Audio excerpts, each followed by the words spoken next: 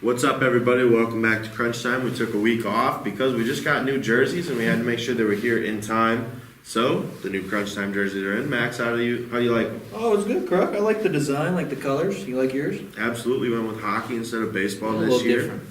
So, speaking of winter sports, let's jump right into basketball. Yes. Let's catch up on basketball talk. Yeah, so like I just said, the NBA just started up their second half of the regular season. Obviously, they just finished up the All-Star game where Steph Curry just went off, Kruck, having 50 points, getting called MVP up there in Cleveland, Ohio. But now we're just going to look at here just the standings and see what we can find. Looking at the Eastern Conference right now, the top at least four teams are the Chicago Bulls, the Miami Heat, the Philadelphia 76ers, and the Milwaukee Bucks. And then in the Western Conference, we got the Phoenix Suns, Golden State Warriors, Memphis Grizzlies, and the Utah Jazz. Now, looking at it, Kruck, I think the two teams that I think will probably make a run to the Eastern Conference right now will probably be the Chicago Bulls and the Milwaukee Bucks. I think these two teams right now with DeMar DeRozan and Zach LaVine, how they're playing right now with Chicago Bulls, and just the pedigree of the Milwaukee Bucks. I think with Drew Holiday, Giannis, obviously Giannis the Greek Freak, and Chris Middleton, all that team right there, that's another team obviously to watch. The sleeper, though, I think, though, in the Eastern, who probably agree with us, both shocked by, is the Cleveland Cavaliers. I think both the Cleveland Cavaliers with Darius Garland, Jared Allen, right now, I think they're the sleeper team. While in the West, Phoenix Suns, obviously the big news happening with Chris Paul. That was obviously him getting injured. Probably most likely will not see him again for the Suns until they get back into the postseason. Right now, the team for me that means is the Golden State Warriors, the team I think is going to step up in front of the Suns.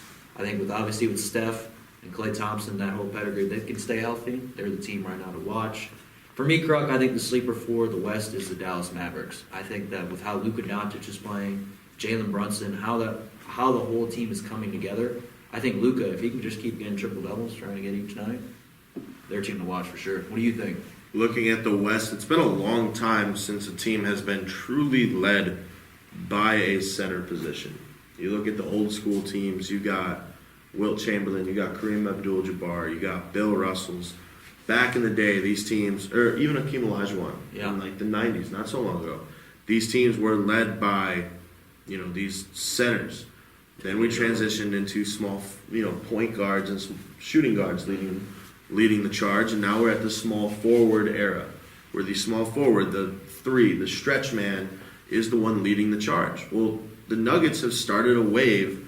They brought Nikola Jokic, totally underrated at the beginning, just won MVP, still not getting enough credit that he deserves. But he is leading this Denver Nuggets team, currently in 6th, 15 games behind, the Suns, but he's only 3 games behind the Jazz, who are currently in 4th. Mm-hmm. I think this is going to be a sleeper team. If you can get a little bit more production out of Murray, get a couple other guys on that team going, I feel like that team's going to end up making a decent-sized run. I don't think they're going to win it all. I don't think they're going to be that good.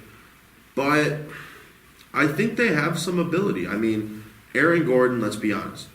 He was really good in the dunk contest, but that's about it. Michael Porter Jr. is the small forward that people need to watch out for. Some people have been calling him the next Kevin Durant. I think that's a bit of a stretch. He hasn't really proven himself, but he has height, great shooting ability. I think he, with the hours in the gym, could get there. Jeff Green at power forward, not bad. Like, he has the ability to take over games when he needs to. Will Barton, not a bad player. He's kind of old, but he's still a solid player. He can shoot the three pretty good. He does. This team has potential. It's just a matter of whether or not they hit the right spark at the right time. Looking at the Eastern Conference, I'm a Bulls fan, so I have to go with the Bulls. The Miami Heat are decent, but I think they're pretenders. The 76ers are going to make the playoffs. That is 100% going to happen. But I don't see them winning with the combination of Harden and Embiid. They need a full season to get the chemistry down between those two before they can step up and be the next big team. The Bucks just did it, but they haven't changed their formula, which means everybody knows what they're going to do. So they're just going to sit in a 2-3 zone and force Chris Middleton to take over like he did last year. Giannis is not going to get free express tickets to the lane. It's not going to happen. The Cavaliers, like you talked about, Garland, Sexton, and Allen, those three are going to have to carry the Cavs team to the playoffs if they want to get there. Otherwise, the Celtics rounding out the top six, I think the Celtics will move up to the 5 seed, and then the 6 seed isn't going to be the Cavs. It's going to be one of the play-in teams. Yeah. Either the Raptors, the Nets, the Hornets, or a real long shot with the Hawks.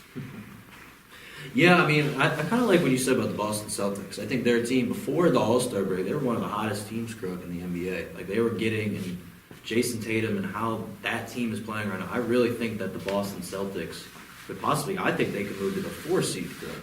I think they really could. I think they're a team that has that talent to get there. Another team that I just keep my eyes on is the Brooklyn Nets. You know what I mean? The Brooklyn Nets, obviously just getting Simmons after that James Harden-Simmons trade. I think that, again, I always think that the Nets won that trade with getting players like Seth Curry and Andre Drummond and getting, obviously, Ben Simmons in that. I think it'll be a new, fresh start for Simmons. You know what I mean? It'll be a fresh start for him overall. And just how the team's going to be overall with him. Obviously, Kevin Durant, Kyrie Irving, those are the headline box things. But if you want another player that's just, like I said, drives it to the lane, not the best three-point shooter, as we know, and he will be that guy that gets you that point. So you can't sleep on the Nets, especially just starting out, to see what the health of all of those guys. Absolutely. Let's transition into the NBA 75 team. Came out a while ago, but since we have the time now away from playoff football, away from football, we have more time for basketball, because it's the basketball time to talk about. So, looking at this team, the starting 5, the top 5 players on the NBA 75 team are as follows: Michael Jordan, LeBron James, Kareem Abdul-Jabbar, Magic Johnson, and then Wilt Chamberlain. Do you think that you could make up any other 5 players to beat that starting 5? I would say no. I think that starting 5 to me is a pretty good starting 5. I really think with how all those names are, Michael Jordan and Kareem Abdul-Jabbar, and LeBron, how LeBron has been playing out his career, I just think all those those names, especially, I mean, I'm looking at just other names too, Kruck. Those for top 5 I think are perfect. When we look at players different snubs or how overrated they were overall, first of all, I think the overrated person out of how I thought in this one was Russell Westbrook. And I say this because Russell Westbrook, listen, he can get you points. He's a triple-double man. He can score a lot and get you points overall. But he doesn't have the titles and things overall to back it up, in my opinion. And to me, I always look at all those 5 names you just mentioned. They have something all in common. Championships, pedigree, everything they have in total. But obviously Russell Westbrook is not that point yet. Right now, with him being at the Lakers right now, they're not using him at his starting and great ability he has. I think that's one name that's obviously overrated. And just another snub that I thought, a person that should have been on the list, I really think is Dikembe Mutombo. I just get that name always mixed up. He was always a great defensive player overall. I always look defensive players. Most of this list, I look at it, it's kind of a lot of offensive firepower, offensive players in this list, which is not really a problem. But I think having a defensive player, looking at it, especially like him, being a 4-time defensive player of the year, and having those kind of stats is very important, I think, to put on the list. And I think it's a shame that he wasn't, Greg. Absolutely. Looking at a couple of players who I think were overrated on this list, Carmelo Anthony. He's got no championships. He's got no MVPs, no finals MVPs. That's a good one. He has been an All-Star 10 times and All-NBA 6 times. Mm-hmm. But that's about it. He's bounced around the league. He played with the Nuggets, the Knicks, the Thunder, the Rockets, and the Blazers. Trailblazers. And honestly, it's, we're at one of these situations where is he really worth it being on this list, or is it just a fan favorite, people putting him on this list? Another one is Paul Arizin. Pitchin' Paul played his entire career with the Philadelphia Warriors before they became the 76ers. And when he retired back in 1962, he had the 3rd highest career point totals at 16,266. Well, if you retire now with that many, you probably won't even be in the top 50. So, yeah, he had a lot of points back then, but not really now.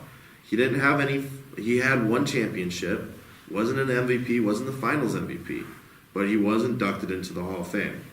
And the last one I want to talk about is a guy by the name of Dave Bing. no relation to Crosby Bang. Like, this dude, Detroit Pistons, Washington Bullets, Boston Celtics, Yeah. right? Mm-hmm. No championships, no MVPs, no finals MVP. He was All-NBA 3 times, inducted to the Hall of Fame in 1990.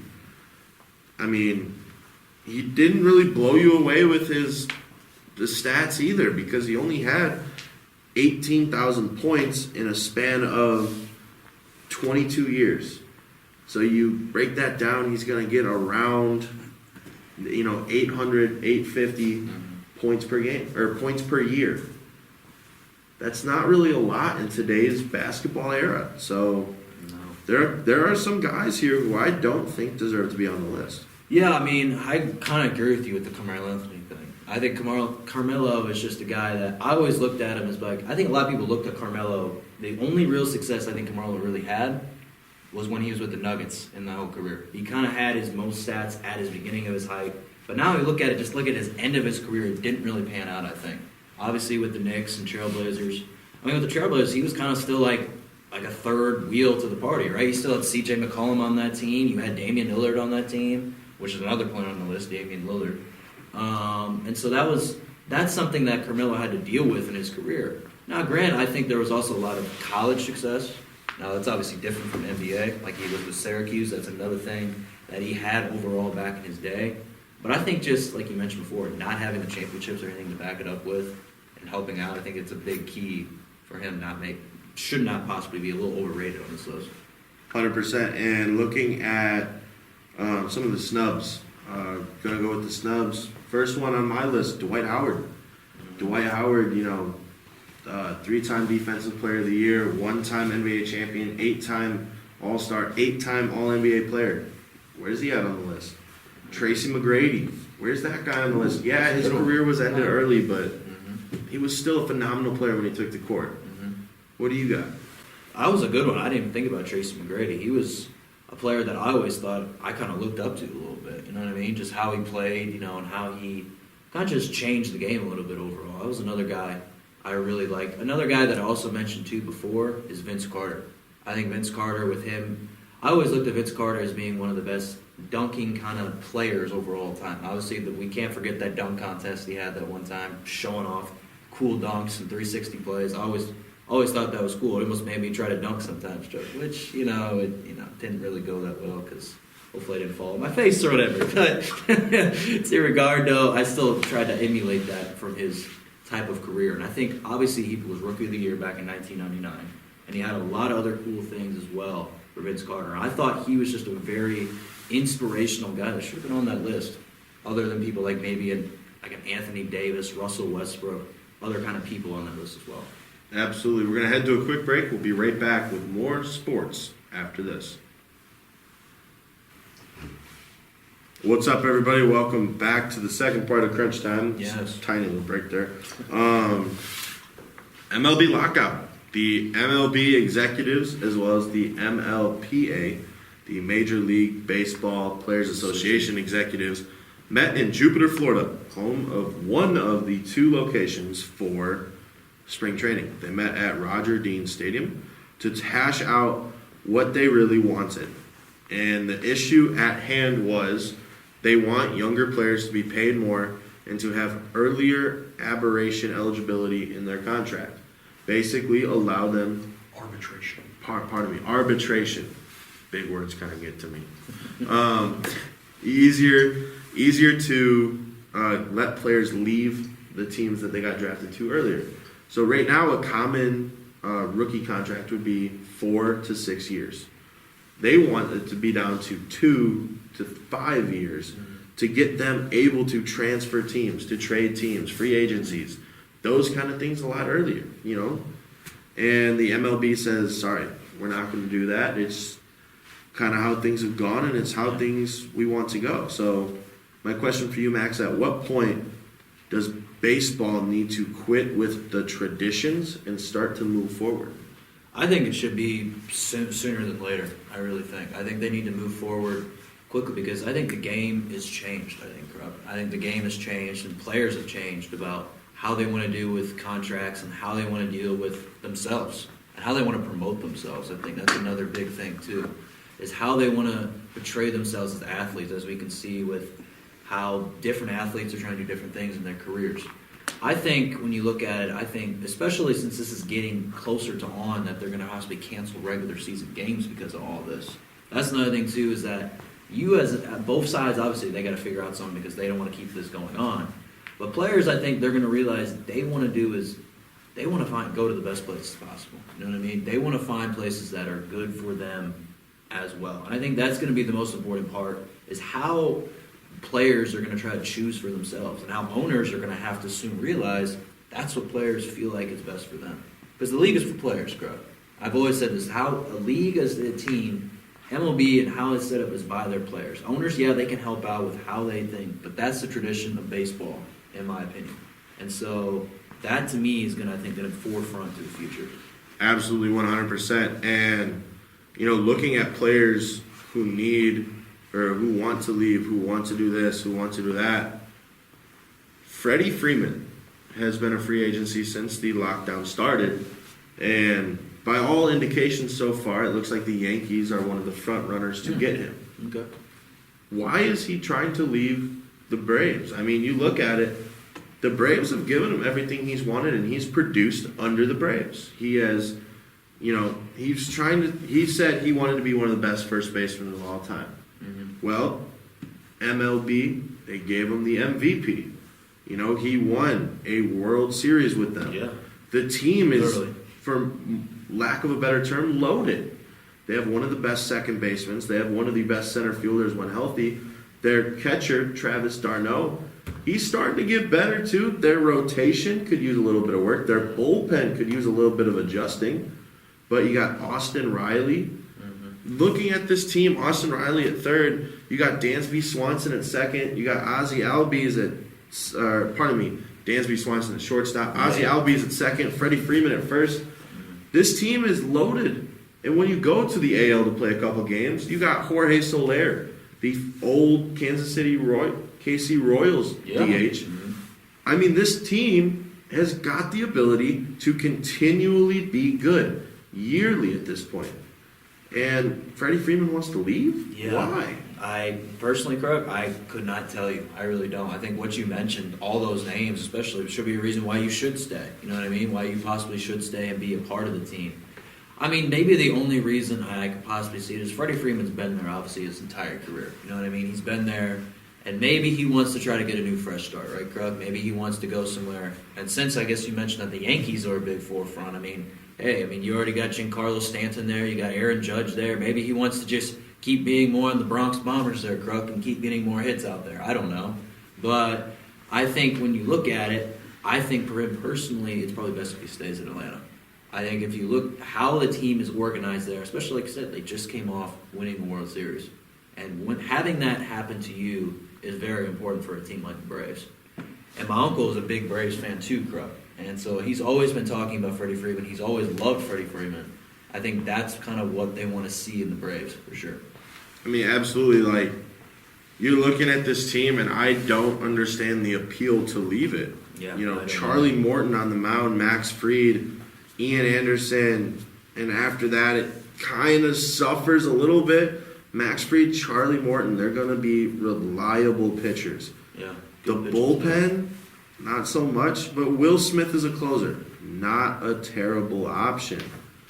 Looking at the rest of the infield, like I said, Dansby Swanson is short, Austin Riley at third, Ozzie Albies at second, Freddie Freeman at first. Orlando Arcia, the old Brewer, mm-hmm. He's got a really good glove, a terrible bat. Not going to lie about it. Mm-hmm. You got him filling in the gaps wherever you need him. Looking at the outfield, Marcelo Zuna, Ronald Acuna Jr., Adam Duvall, and then you also have Jorge Soler when you want him.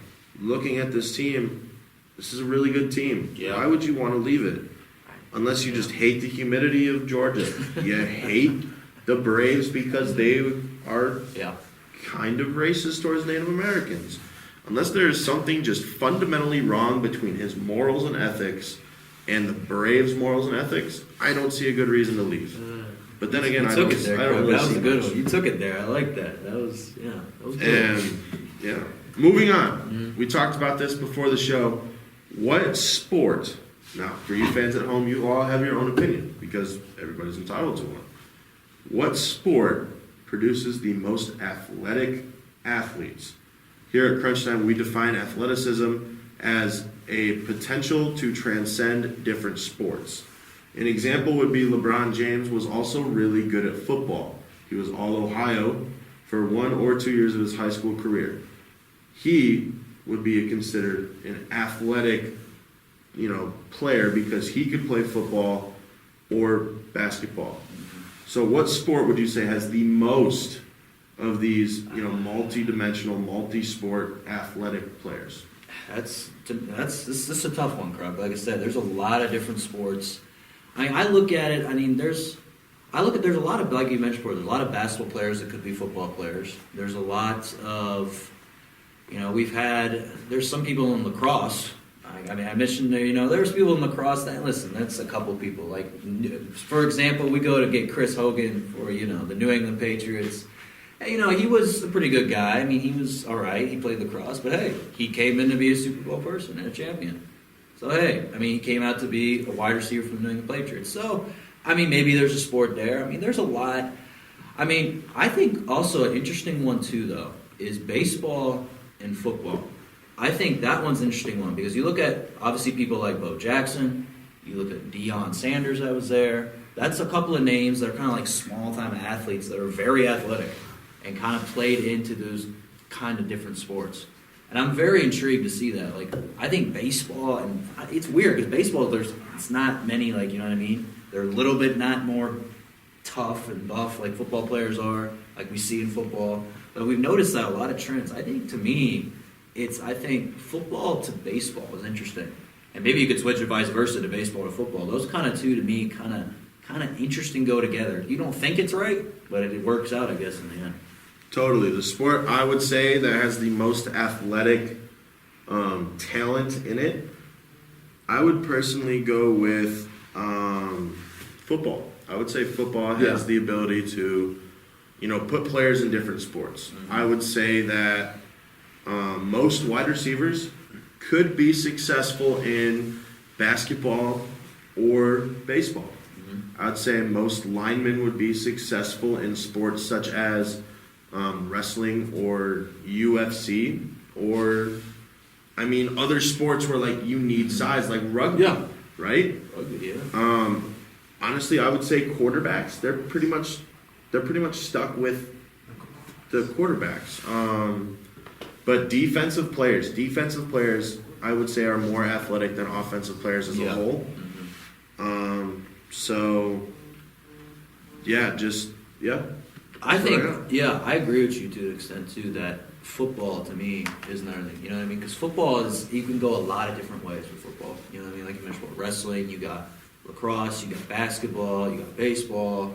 I think that's very cool to see with both sides of the game. I think that was a really good choice. But I think baseball as well, how baseball kind of translates to other people, too. Like, a lot of other people for baseball, they can do, like, also, you mentioned this for football and track. I think football and track is another thing, too. Like, some football players go on to do really good at track stars. We almost saw one time DK Metcalf tried to run in a race with trying to Olympic kind of people and athletes.